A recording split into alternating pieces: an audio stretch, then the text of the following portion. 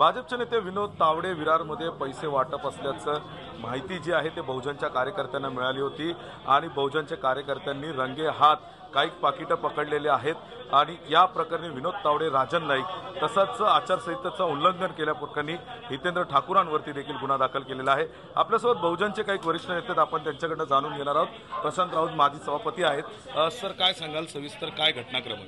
पहिली गोष्ट, विवांत हॉटेलमध्ये गेले 3-4 दिवस झाले हा पैसे वाटण्याचा कार्यक्रम चालू होता। बरेचसे नेते इथे येऊन गेले। या ठिकाणी सकाळी कळलं की इथे विनोद तावडे आलेले आहेत, त्यामुळे मी इथे आलो। पहिला त्यांची मीटिंग चालू होती, वरती हॉलमध्ये मीटिंग चालू होती आणि तिथे पैसे वाटप करत होते। त्या ठिकाणी विनोद तावडे हे रूममध्ये होते आणि त्यांना कळालं की सगळे आता आमचे बहुजन आघाडीचे कार्यकर्ते आलेले आहेत। तर विनोद तावडे तिथून पळून हॉटेलच्या गोडाऊनमध्ये लपलेले होते आणि नंतर राजन नाईकसुद्धा पळून हॉटेलमध्ये लाईट बंद करून बसले होते। त्या ठिकाणी किती वाजता ही घटना घडली? तुम्हाला कोणी माहिती दिली?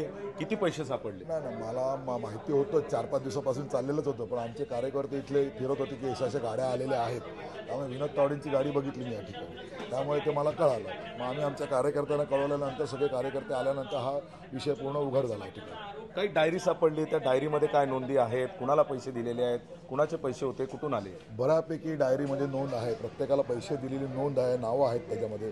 बऱ्यापैकी हॉटेलमध्ये प्रत्येक रूममध्ये पैसे मिळाले काही ठिकाणी। मला वाटते बऱ्यापैकी कॅश होती, मला वाटते सकाळपासूनच हे चालू होतं आणि काही पैसे घेऊन गेलेले होते। भाजपकडून आरोप करण्यात येत आहे हा हितेंद्र ठाकूर यांचाच बनाव आहे, त्यांच्याच कार्यकर्त्यांनी पैसे आणलेले आहेत, हा खोटा आरोप आहे। काय सांगा? हॉटेलमध्ये एंट्री आहेत, बघा हॉटेलमध्ये एंट्री आहेत ना, कोणाच्या नावाने रूम बुक केलेल्या आहेत त्या, हे बघा तुम्ही। आता हॉटेलमध्ये सगळे ते आलेले, आम्ही नाही आलेले या ठिकाणी, ते आलेले पहिले इथे। आणि विनोद तावडे कसे इथे आले? आचारसंहिता संपलेली आहे, विनोद तावडे का इकडे आले? या संदर्भात काय आपल्या पक्षाकडनं निवडणूक आयोगाकडे तक्रार करणार असता? काय पुढची प्रक्रिया? ते श्रेष्ठी करतील त्या ठिकाणी, श्रेष्ठी। काय सांगाल सर, आज वसई विरारमध्ये बहुजन आणि भाजपच्या कार्यकर्त्यांमध्ये राडा झालेला आहे, दोन्ही बाजूने एकमेकांवर टीका करतायत, राजन नाईकांना मारहाण झाली असा देखील आरोप होतोय। नाही, राजन नाईकाला मारहाण झाल्याचं मला माहिती नाही, पण राजन नाईक आणि विनोद तावडे इथे या हॉटेलच्या एका हॉलमध्ये बऱ्याच लोकांना, महिलांना, पुरुषांना जमा करून पैसे वाटत होते अशी खबर नक्की होती आणि ती खबर करता करता कार्यकर्ते आमचे लागून आहेत, त्यामुळे आमच्यापर्यंत पोहोचली। आम्ही सर्व मंडळी आले, त्यांनी एवढं प्लॅनिंगने केलेलं की जे पैसे वाटत होते नेमकं त्याच वेळेचं CCTVसुद्धा त्यांनी फुटेज बंद ठेवलं आहे। हे तुम्ही कळेल ना, पोलीस तपासात तपास नीट झाला पाहिजे, नीट तपास झाला तर त्यात ते समजून येणार आहे, त्यामुळे ते केलं पाहिजे। या लोकांनी इथला कोणी तो एक भल्ला आणि कोण नारकर हे 2 कार्यकर्ते होते, ते प्रमुख पैसे वाटण्यात पुढे होते आणि त्यानंतर हे जेव्हा लोकांना कळलं तेव्हा त्यांच्यात आपसात घबराट झाली। विनोद तावडेजी एका बाजूला कुठेतरी गोडाऊनमध्ये पळाले, राजन नाईक कुठे दुसरीकडे पळाले आणि मग शेवटी जाऊन महिलांचं कडं करून त्याच्यात बसले। लोक एवढ्या मोठ्या संख्येने कार्यकर्ते आले तेव्हा कार्यकर्त्यांचा उद्रेक होणारच, पण त्याच्यात आम्ही मॅक्झिमम लोकांना कंट्रोल केलं, कुठल्याही प्रकारची कुठे फोडतोड नाही झाली, कुठली मारामारी झगडा होऊ दिला नाही। पण निवडणूक आयोगाच्या नियमाप्रमाणे 48 तास आधीपासून कुठलाही स्टार प्रचारक असू दे तो त्यांनी आपल्या ह्या एरिया दुसऱ्या एरियात जायचं नसतं, गेले असतील तर त्याच्या आधी तो एरिया सोडायचा असतो, असा निवडणूक आयोगाचा नियम आहे। त्या सगळ्या नियमांना ह्याने मुठमाती देऊन अशा प्रकारचं काम करतात, हे वाईट आहे ना।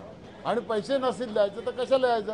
त्यांच्याकडनं एक छोटीशी बॅग मिळाली, त्यातसुद्धा पैशाची पॅकेट मिळाले, बाकी काही रूममध्ये पैसे मिळाले, काही गाड्यांमध्ये पैसे मिळाले, त्याचा अर्थ काय होतो? आता अजून 1-2 गाड्या आम्ही तपासायच्या आहेत, पण त्याच्या चाव्या ते घेऊन पळाले आहेत, चाव्याच देत नाही, हॉटेलवाल्याकडे नाही, त्यांच्याकडे नाही, त्यामुळे आमचे अधिकारी वर्ग तपास करू शकत नाही।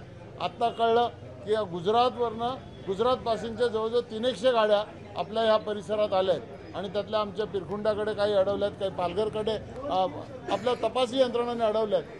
हा प्रकार काय नेमका? हितेंद्र ठाकूरांनी पत्रकार परिषदेत आरोप केला की 10 लाख रुपयाची रोख रक्कम जी आहे पकडलेली आहे, विनोद तावडे पैसे वाटत होते, मात्र जाताना हितेंद्र ठाकूर विनोद तावडेने एकाच गाडीत घेऊन गेले, म्हणजे एका बाजूला काय, ह्याला काय समजायचं? नाही, हा जो आहे 1-2 गोष्टी वेगळ्या केल्या पाहिजे।